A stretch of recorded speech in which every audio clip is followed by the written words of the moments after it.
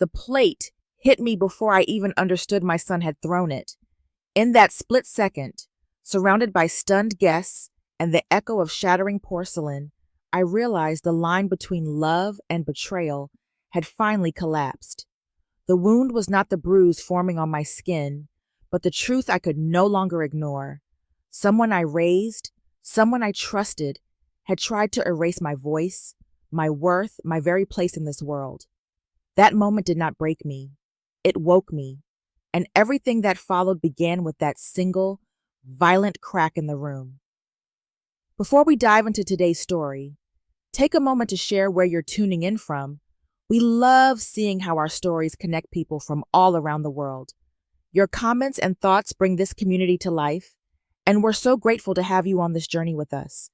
If you have not already, do not forget to subscribe and turn on notifications so you never miss a new story. Now, grab a cozy seat, maybe a cup of coffee or tea, and prepare yourself for a tale that will captivate your heart from beginning to end. Let us begin. My name is Eleanor Ellie Morgan, and at 71 years old, I have learned that a life can feel both full and fragile at the same time. I live alone now in the white-painted wooden house my late husband, Thomas, and I bought more than 4 decades ago on a small island off the coast of Maine. Every morning when I open the front door, the smell of salt air greets me like an old friend. The boards on the porch creak the same way they always have, and the wind carries the sound of gulls circling above the harbor. Nothing here is rushed. The island seems to breathe at its own pace, and for years that rhythm has soothed me. The house sits on a gentle slope that looks toward the water. Its wide front porch wraps all the way around, and I have spent many evenings there watching the sun dip beyond the pine trees. Inside, memories live in every corner. On the fireplace mantel is a framed photograph of Thomas in his work clothes, smiling in the way only he could. Against one wall is the faint pencil line tracking our son Marcus's height from age 5 to age 10. I have never had the heart to paint over it. These marks anchor me in ways I cannot fully explain. Behind the house stretches the rose garden Thomas planted throughout our marriage. Each row represents a different anniversary. White roses for our 5th, soft pink ones for our 15th, and deep crimson flowers for our final decade together. I tend that garden with a devotion bordering on sacredness. Some mornings I kneel in the soil simply to feel close to him. Even after all these years, caring for those roses feels like caring for a piece of our shared life. My days follow an easy pattern that keeps loneliness from settling too deeply. I walk to the small farmer's market near the dock, buy fresh haddock or clams, and drink coffee at the bookstore cafe where local retirees gather to read the paper. Twice a week, I take an art class at the community center. I am not a talented painter, but mixing colors on a canvas has a way of lifting the fog that sometimes comes with widowhood. Simple routines, steady and comforting, hold me upright. The island community is small enough that everyone knows everyone else. News spreads quickly here. Good news, bad news, and every rumor that slips between. Reputation matters, especially for those of us who have lived here long enough to become part of the landscape. Because of that, I have always tried to live quietly, respectfully, and with the kind of dignity I hope Marcus would one day appreciate. The house is worth around $400,000 now, but its true value is not something an appraiser can calculate. It is my independence, my history, and the last physical place where Thomas's presence still lingers. Losing it would feel like losing him all over again, and I have never pretended otherwise. I protect it the way some people protect family heirlooms, except this heirloom holds my entire life. That is why I can still remember the exact moment the air shifted. On a bright morning in late spring, Marcus walked up the porch steps wearing what I quietly call his getting what he wants smile. As soon as I saw it, my chest tightened with a strange, familiar dread. He said, "Hi, Mom." And though the words were harmless enough, something deep inside me knew that the calm I had built here was about to be disturbed. I didn't yet know how badly, but my instincts whispered the truth before anything else did. If you're still watching and this opening pulled you in, comment number 1 below so I know you're right here with me. Now get ready, because Chapter 2 digs even deeper into what really started this spiral. The morning air was cool enough that I kept my sweater wrapped tight around my shoulders as I stepped onto the porch. The sun had just risen over the water, spreading soft gold across the pine trees that bordered my yard. I had hoped for a quiet start to the day, but the sight of Marcus sitting on the porch swing erased any chance of that. He was too neatly dressed for an early visit, his posture too stiff, his smile too carefully arranged. I had seen that expression many times in his childhood whenever he was preparing to ask for something he knew I would hesitate to give. He began speaking with a tone that tried to sound casual, but there was a forced cheerfulness beneath it. He talked about Grace's upcoming wedding, about how proud he was of her, and about how expensive life had become for young couples who were just starting out. He described the rising cost of rent, the competitive housing market, and the financial strain that weighed on anyone trying to build a home. The words flowed smoothly, as though rehearsed, and I felt a quiet warning stir inside me. This was not a simple conversation about Grace's future. It had a direction, and I could sense it steering toward me. Before I could respond, Lena joined him on the porch. She wore the expression of someone carefully preparing her sympathy. She added her own concerns, speaking about the challenges of maintaining a large house at my age. She mentioned the number of stairs, the size of the yard, and the supposed dangers of living alone on an island where help was not always close. Her tone was gentle, but the message behind it was hard. I felt myself shrinking inside as she described my life as if I were a fragile figure who could barely move from room to room. Their words were framed as care, wrapped in soft cotton, but the edges were sharp. I stood there listening, trying to keep my face calm while something in my chest tightened. It was not that their concerns were unreasonable. I understood that age brings risks, but there was an eagerness in their voices that unsettled me. Something about the way they spoke made me feel less like a mother they loved and more like a problem they needed to solve. Then Grace arrived, almost as if she had been summoned to complete the performance. She walked hesitantly, her eyes shifting between me and her parents. When she spoke, her sentences echoed the same phrases Marcus had just used.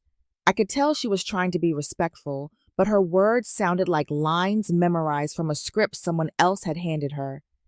It hurt to hear her say that a smaller place might be better for me. She was not old enough to understand how painful it is to be reduced to a list of assumed limitations.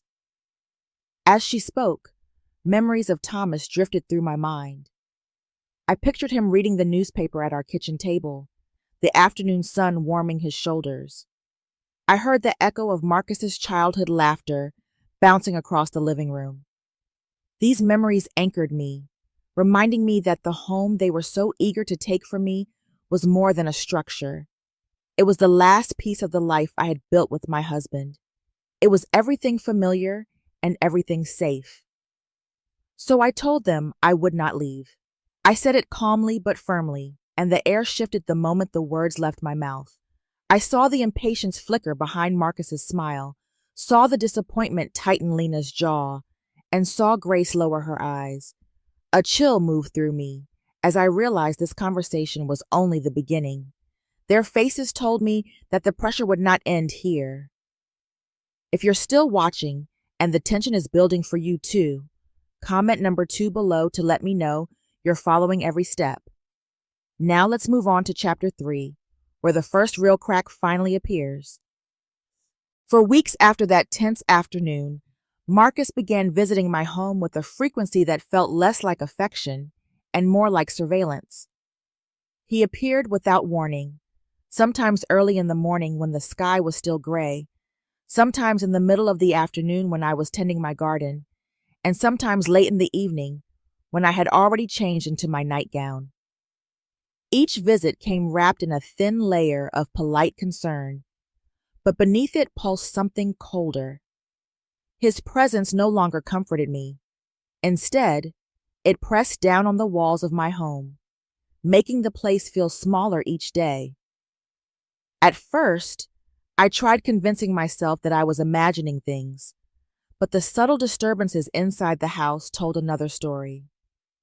A framed photograph of Adam as a child rested at a strange angle. My set of sea glass jars on the windowsill were turned in the opposite direction. A scarf I distinctly remembered leaving on the bedroom chair had been folded and tucked into a drawer. The changes were always minor, but persistent, as if someone was quietly taking inventory of my life. I began writing down each oddity in a notebook, trusting my instincts more than the explanations I feared Marcus might give.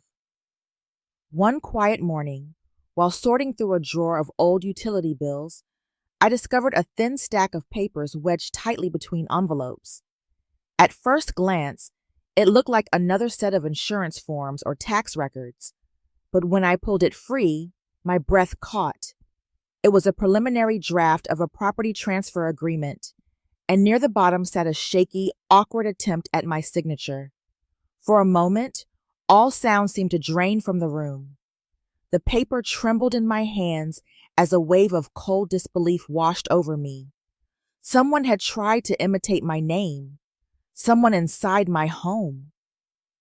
I laid the draft on the desk and compared it to my real signature on a bank statement. The false one had uneven curves and a stiffness that revealed how forced it was. I traced the forged lines with my finger, feeling a hollowness open inside my chest. It was not simply the violation of my privacy that hurt. It was the knowledge that the violation came from my own blood. Once I recovered from the initial shock, a sharper clarity took hold. This was no longer about emotional pressure. It had entered the realm of legal manipulation. Photographed every page carefully, ensuring the images were stored both on my phone and on a drive I hid in my bedroom. I slipped the papers into an envelope and tucked them inside a locked box in the attic. The act made my hands shake, but it also brought a faint spark of strength I thought I had lost. During this time, Lena also began exerting her influence more directly. She opened my cupboards, removed food she deemed unhealthy, and replaced them with items I did not ask for. Her tone suggested caretaking, but the way she inspected everything felt intrusive. Slowly, my routines were being rewritten without my consent. A few days later, Marcus presented me with a thick stack of documents related to financial authority. He said, "You should sign this before the wedding, Mom." The words were soft, but the pressure behind them was unmistakable. I pretended to hesitate, masking the fury building beneath my calm expression. That night, I placed a small recorder on the living room shelf and began chronicling every interaction in my journal. The fear that once kept me quiet was replaced by a steady resolve. Before the week ended, I called Robert Hale, my longtime attorney, and asked to meet him. My voice did not shake this time. I was done being unprepared. If you're still watching and the drama is starting to hit hard, comment number 3 below so I know you're still with me. Now let's move on to chapter 4, where the pressure begins to twist in unexpected ways. I left the meeting with Robert Hale feeling steadier than I had in weeks, yet the weight of what lay ahead pressed against my spine like a reminder that courage did not erase danger. Robert had listened carefully to every detail I shared, from the suspicious visits to the forged signature, and his calm, methodical response gave me a sense of direction I desperately needed. Still, as I drove back to my house, the pines swaying along the road seemed to whisper a warning that my first steps toward defending myself would invite the storm rather than quiet it. That evening, I began implementing Robert's advice with as much precision as I could manage. I installed the small cameras around the living room and kitchen, adjusting their angles so they blended naturally with the shelves and picture frames.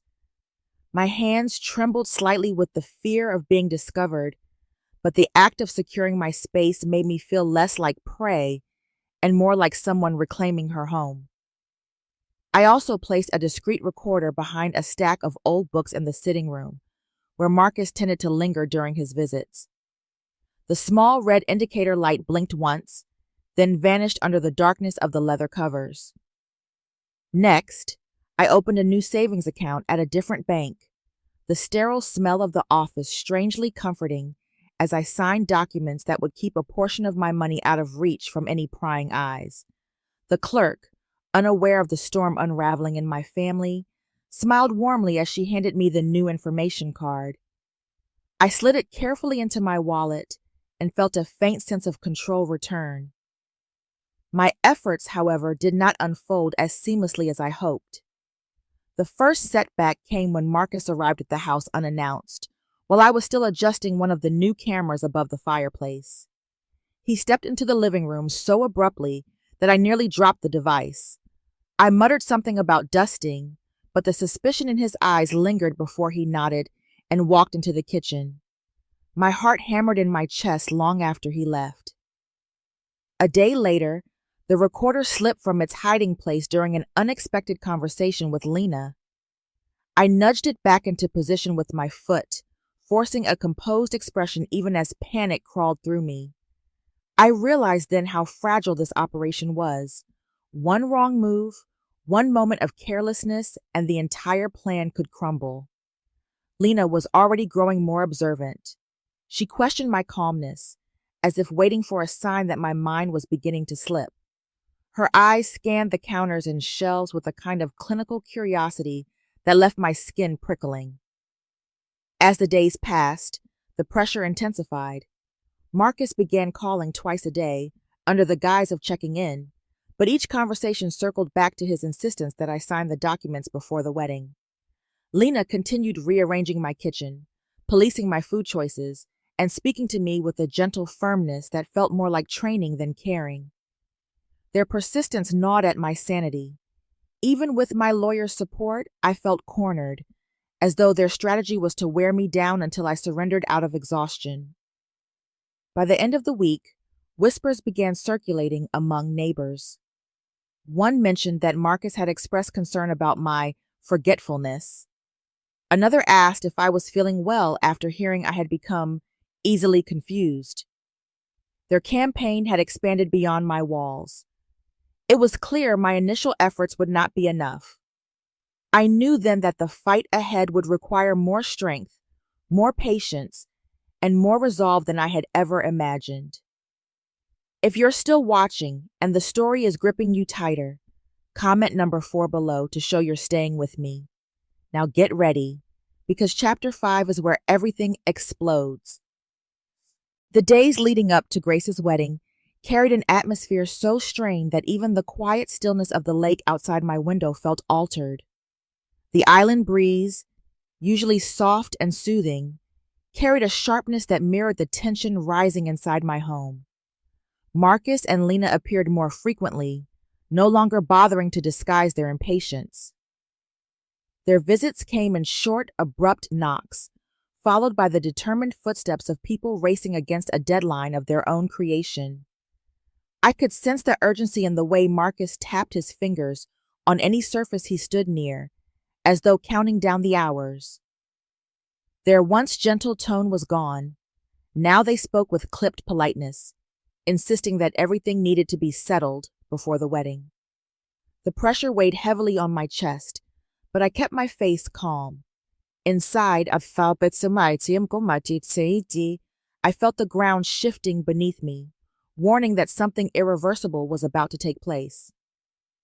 The shift revealed itself clearly on a gray afternoon when Marcus arrived carrying a thick stack of documents. He placed them on my kitchen table with a firmness that made the plates tremble. Papers spilled slightly from the folder, revealing long paragraphs and official stamps. He stood over them with the stance of someone delivering a final ultimatum, and Lena hovered behind him with a steely composure that made my skin prickle. The documents were exactly what Robert had predicted: a property transfer agreement naming Grace and her husband-to-be as the new owners of my $400,000 home, a financial power of attorney granting Marcus control over my accounts, and a medical power of attorney placing decisions about my health into his hands. Their timing was no coincidence. The wedding was days away, and they expected me to surrender everything neatly before the celebration. I told them I needed more time. My voice was steady, but Marcus reacted instantly, his frustration spilling over. His tone rose, and Lena's expression hardened in quiet agreement. Their words circled around my age, my supposed vulnerability, and the claim that this was the responsible choice. Beneath their reasoning, I sensed a darker truth. They were done pretending. They wanted submission, not discussion. Then Marcus slipped. He spoke a line so revealing, it cut through the room like glass. "If you do not sign before the wedding, we will have to take other steps." The words were sharp enough to still the air. I felt heat rise within me, not from fear, but from the confirmation of what I had long suspected. There was a second part to their plan, and they were prepared to use it. A few pages slid from Marcus's folder as he rearranged the documents. One landed near my hand, and my eyes caught the text almost by accident. It was a note addressed to a senior living facility near the town of Brunswick. Beneath it, in a rushed scrawl, were the words, "Room available after wedding." My pulse pounded as I stared at that note. They were not simply trying to take my home. They were preparing to remove me entirely. I confronted them then, revealing that I knew about the rumors they had spread among neighbors. I stated plainly that I knew they had contacted a care facility behind my back. The shock on their faces told me they had not expected resistance. For the first time in months, they were the ones caught unprepared. I ended the conversation without raising my voice, without showing the devastation running through me. Their betrayal had crystallized something inside me. I understood now that their plan was nearly complete, and that I would have only one chance to expose the truth. Grace's wedding would not become the final step in their scheme. It would become the moment I fought back. The house felt unnervingly quiet after Marcus and Lena left, as if their presence had stripped the air of its warmth. I walked slowly down the hallway to my bedroom, each step heavy with the weight of what had just happened. When I closed the door behind me, the silence wrapped around me so tightly that I could feel my heartbeat pulse against it. I stood before the mirror for a long moment, studying the reflection of a woman who looked older than she had the week before, yet strangely more grounded. My hair was slightly mussed, my shoulders tense, but beneath the exhaustion I saw something that steadied me: resolve. The fear that once made my hands tremble had settled into a quiet, unyielding certainty. I sat at the edge of my bed and forced myself to confront the two paths before me. The first was simple: sign the papers, hand over my home, and allow Marcus and Lena to place me where they pleased. It would end the immediate pressure. They would stop hovering around me, stop rearranging my belongings, stop whispering false concerns about my memory. But that path meant giving up everything Thomas and I had built. It meant letting myself be tucked away like an inconvenience. The second path was far more dangerous. It meant fighting back, risking their anger, risking the fracture of my family, and exposing the truth even if it shattered the image Marcus tried so hard to maintain. Choosing that path would change everything, yet it was the only one that honored who I was. I rose from the bed and opened the cedar box Thomas had carved decades ago. Inside were old photographs, ticket stubs, and journals filled with our memories. Beneath them rested an envelope I had never noticed before, marked with my name in Thomas's familiar handwriting. My hand shook as I opened it. The letter inside was gentle, reflective, and full of the quiet wisdom that had followed him throughout his life. He wrote about the house, calling it the anchor of our family, the place where love had roots deep enough to weather any storm. He expressed worry that Marcus might someday lose himself to ambition and asked me, if I ever had the strength, to protect the home that held our history. Reading his words felt like hearing his voice again. It washed over me with both grief and reassurance. His message arrived at the exact moment I needed it most. Strengthened by his memory, I gathered the evidence I had collected. I placed the forged documents, the notes about the senior facility, the recordings, and my journal entries into a small fabric pouch. I called Robert and told him what had happened earlier. He listened quietly before advising caution, reminding me that Marcus was nearing the final phase of his plan and that any misstep could provoke him into something drastic. His warning did not frighten me. It prepared me. I knew the wedding would be the safest place to reveal the truth. Surrounded by family, friends, and witnesses, Marcus would not be able to twist the story or silence me. Grace would hear everything firsthand. That night, I rehearsed what I would say, practicing the calm tone I would need to keep my emotions steady. I thought of Grace, of how deeply this would wound her, but I reminded myself that shielding her from the truth would only tie her to a deception she did not deserve. When I finally stepped onto the porch, the lake was still and dark, reflecting the sky like polished stone. I breathed in the cool night air and felt my decision settle fully into place. By the time I returned inside, there was no hesitation left. I slipped the pouch of evidence into my handbag, knowing that tomorrow would decide the future of everything that mattered. I would not run, and I would not surrender. I would choose to fight. If you're still watching and feeling the intensity rise, comment number 6 below so I know you're hanging on. Now, let's move into Chapter 7, where consequences start unfolding fast. In the hours after the wedding, after the shouting had stopped and the gasps of the crowd had faded into a stunned silence, I found myself sitting alone in the small guest room of the lodge, listening to the muffled echoes of a celebration that had been permanently altered. My cheeks still throbbed where Marcus had struck me, a deep ache pulsing in time with my heartbeat. The moment replayed in my mind in harsh flashes, the look of rage in his eyes, the weight of the room turning against him, the collapse of everything he had tried so desperately to hide. I should have been devastated, but beneath the pain ran a quiet sense of liberation. The truth was no longer trapped inside me. It had burst into the open, and the consequences were beginning to unfold. By the next morning, the entire town seemed to know what had happened. Someone had recorded the moment Marcus attacked me, and the video spread faster than I expected. People who had known us for years approached me with expressions of shock and sympathy. Neighbors knocked on my door carrying small baskets of food, hands squeezing my shoulder as if trying to steady me. The local market clerk refused to let me pay for my produce, insisting that I had been through enough already.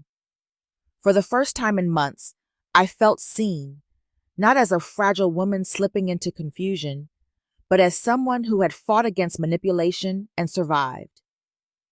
For Marcus, the ripple effect was harsher. His business suffered almost immediately. Longtime clients canceled appointments, citing concerns about professionalism. Partnerships he had boasted about dissolved overnight. Even his closest friends kept their distance.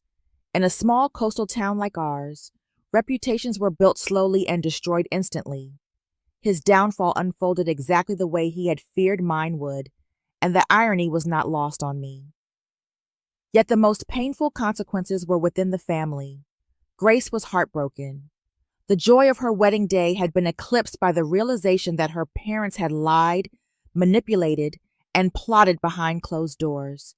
She told me she felt as though the ground beneath her had cracked open, leaving her unsure which parts of her childhood had been genuine and which had been shaped by her parents' ambitions. Tyler stayed close to her, offering steady support, assuring her that she was no longer alone in navigating the truth. I held her hands and comforted her as best I could, but I knew her healing would take time. A betrayal like this carved deep wounds. Robert visited 2 days after the wedding. He watched the recording 3 times with a lawyer's measured focus before telling me plainly that I had grounds for both criminal charges and a civil case. His explanation was calm, but the options he presented weighed heavily on me. I did not want to destroy my son, even if he had tried to destroy me. At the same time, I could not ignore what he had done. The bruises along my cheek and the echo of his shouted words were reminders of the danger in minimizing his actions. Physically, I recovered slowly. The ache in my cheek faded, but the tenderness along my ribs lingered. Emotionally, though, something inside me had strengthened. For the first time in a long while, I slept without fear of footsteps entering my home uninvited. I woke up each morning feeling more in control of my life than I had in months. Then, one afternoon, a letter arrived. The handwriting was unmistakable. It was from Marcus. The note was brief, requesting a private meeting. No apology, no explanation, only a request. I read it twice, feeling a cold unease settle at the base of my spine. I set the letter down on the table, unsure whether it signaled remorse or the beginning of another dangerous turn. The letter from Marcus lay on my kitchen table long after I finished reading it. The request for a private meeting was short and painfully vague, leaving far too much room for dangerous possibilities. I felt my pulse flutter with unease as I tried to imagine what he hoped to accomplish. The memory of his hand striking my face at the wedding flickered sharply in my mind, and for a moment, I felt the instinctive urge to tear the letter in half.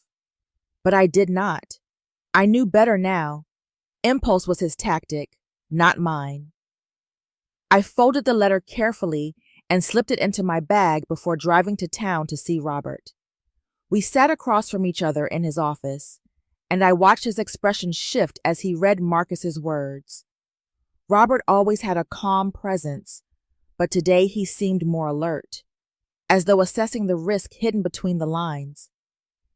He reminded me that Marcus might be reaching out from guilt, fear, or desperation, but that none of those emotions guaranteed safety.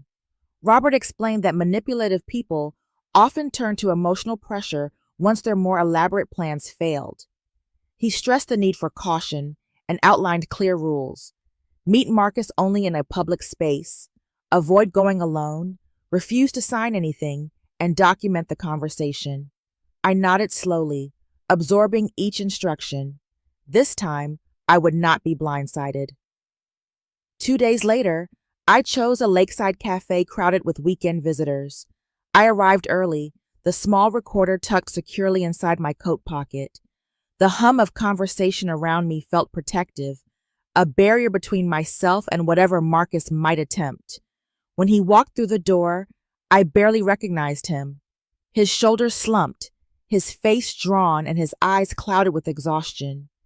Yet beneath the dishevelment, the familiar sharpness remained, flickering behind each glance.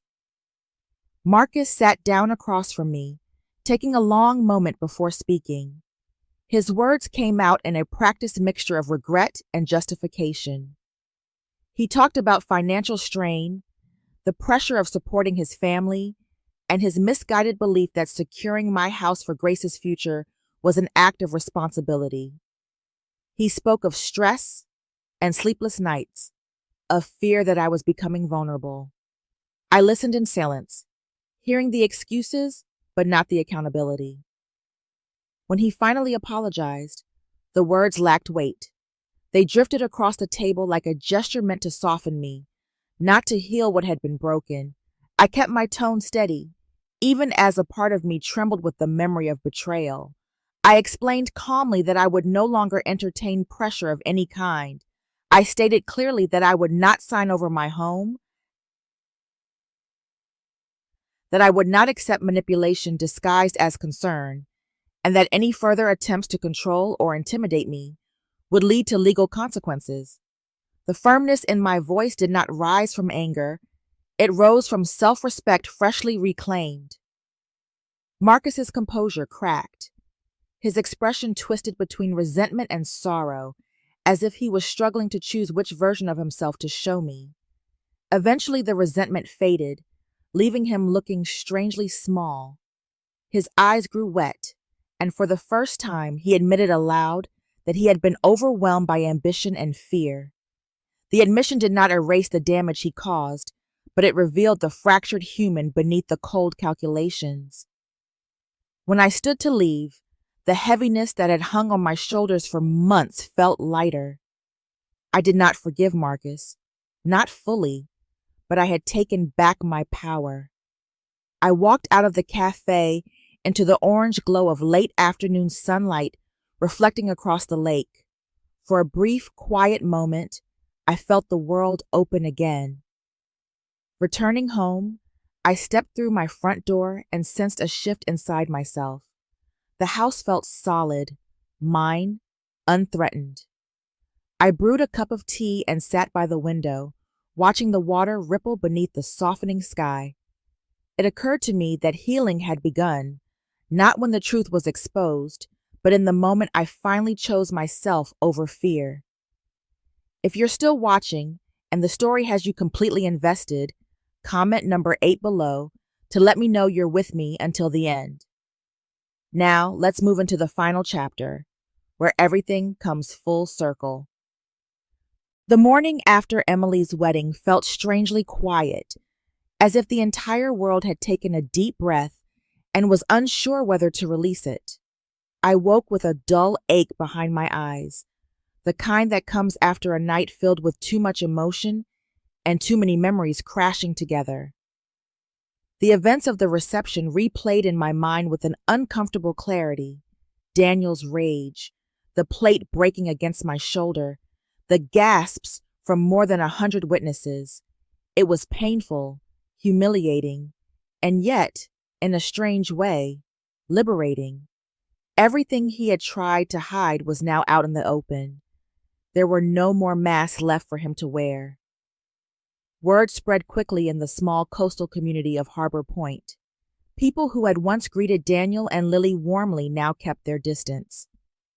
I heard from a neighbor that the couple left the reception hall immediately after security escorted them out.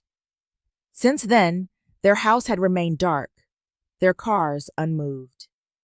Part of me grieved for the son I once knew, but another part of me accepted the truth. The man he had become was someone I could not save, someone I could no longer allow near my life without consequence. Emily and James came to see me that afternoon. When they walked through the door, their faces carried a mixture of concern and gratitude. Emily sat beside me on the couch, holding my hand as if it were something fragile. She did not have to tell me she felt guilty. Her eyes carried that unspoken weight. I simply squeezed her hand and let the silence between us soften the lingering wounds. The house felt calm in a way it had not in months. No one had rearranged my belongings. No footsteps echoed down the hallway uninvited.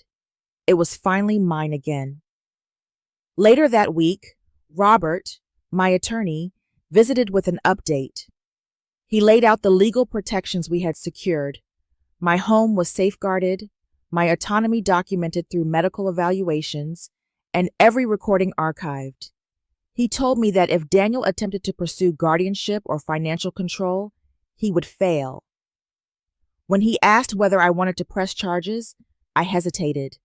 On paper, I had every reason to. Emotionally, however, I chose not to. I wanted distance, not revenge. I wanted peace, not a trial that would drag the entire family into deeper conflict. Robert nodded, understanding without judgment.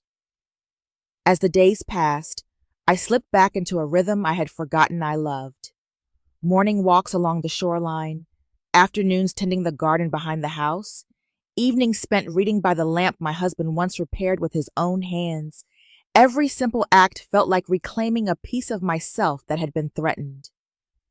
Emily and James visited often, always arriving with stories about their new apartment or their plans for the future. They insisted on building their life through their own effort, not through shortcuts or manipulation. Watching them grow stronger together filled me with pride. One evening, as the sun dipped into the horizon, I sat alone in the living room. The house glowed softly in the golden light. I realized then that this battle had changed me. It had toughened the parts of me that had grown quiet with age. I was no longer simply surviving. I was choosing my life again. And for the first time in a very long while, that felt like victory. The sunlight streamed through the large kitchen window that morning, settling gently on the wooden table where I sat with a cup of warm tea. The house felt still in a way it had not for months, as if it too were finally able to exhale after being held hostage by tension and intrusion. I looked around at the familiar walls, the aging photographs, and the quiet corners that had once carried the weight of fear. Now they felt like old friends welcoming me home again. It struck me that this peace was not just a feeling. It was something I had fought for, something I had earned. As I sipped my tea, memories drifted through my mind, some sharp, some softened by time. I remembered the nights I lay awake wondering if I was losing control of my own life, if the world truly believed I had become too old to think, choose, or even exist on my own terms. But age, I realized, had never been the enemy. The real danger had been letting others decide what I was capable of. I had allowed myself to shrink for a while, to stay silent, to avoid confrontation. And that silence had almost cost me everything. Looking back, I understood that the hardest battles are often fought in secret. The decision to speak up, the courage to gather evidence, the strength to face people you love when they are the ones threatening your freedom. Those moments shaped me far more than the dramatic explosion at the wedding. They taught me that dignity does not fade with age. It merely waits for us to defend it. As someone in her 70s, I see now how easy it is for older adults to be dismissed or pushed aside. That is why my message is simple. Protect your home. Protect your voice. Protect the person you become after decades of living. No one, not even a child you raise with every breath in your body, has the right to take that from you. And if you ever sense manipulation, document it. Tell someone you trust. Stand firm even when your heart aches. For the younger generation, I offer this. Love does not mean control. It does not mean fear-mongering or forcing someone into a smaller life for your convenience. If you truly care for someone older, walk beside them. Do not push them from behind. I thought of my late husband then, imagining how he might smile if he could see me now, still standing, still fighting, still choosing the life we built. I felt a quiet pride settle in my chest. This is not the end of my story. It is the beginning of a chapter where I live freely, where I choose every step, and where I carry the strength of surviving something meant to break me. And I hope anyone reading this finds the courage to do the same. Every story that tests the boundaries of dignity leaves behind a quiet reminder that strength is not measured by age, but by the courage to stand firm when life demands it. When trust fractures and familiar foundations shake, the path forward becomes a deliberate act of choosing oneself again. Healing is never loud. It grows in steady breaths, in the peace that follows truth, and in the resilience found when we reclaim what is ours. May this ending serve as a gentle call to honor your worth, guard your freedom, and believe that renewal is possible at any stage of life. Thank you for sharing this moment and for giving space to stories that matter. If this journey moved you, please share your thoughts below. Follow for more stories and join our growing community.